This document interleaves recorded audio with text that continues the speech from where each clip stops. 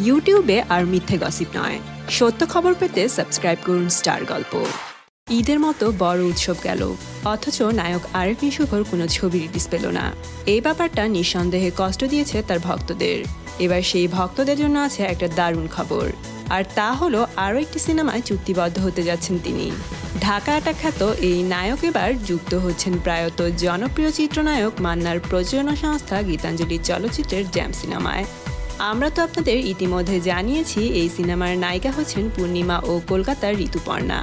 ছবির নায়ক হিসেবে চূড়ান্ত করা হয়েছে নায়ক ফেরদৌসকে। এবার জানা গেল নতুন খবর, সেই ছবির আরেক নায়ক হিসেবে থাকবেন আরিফিন শুভ। এ প্রসঙ্গে ছবিটির পরিচালক নেয়ামুল বলেন, নায়ক হিসেবে ফেরদৌস ভাই চূড়ান্ত, অন্য নায়ক হিসেবে আরিফিন শুভকে ভাবা হয়েছে, তার সঙ্গে কথাও হয়েছে। তিনি এখন আমেরিকায় রয়েছেন, স্ক্রিপ্ট নিয়ে কথা হচ্ছে, সব ঠিক থাকলে তাকে নিয়ে কাজ করতে চাই। আবারও ঋতুপর্ণার বিপরীতে আরিফিন শুভকে দেখা যাবে।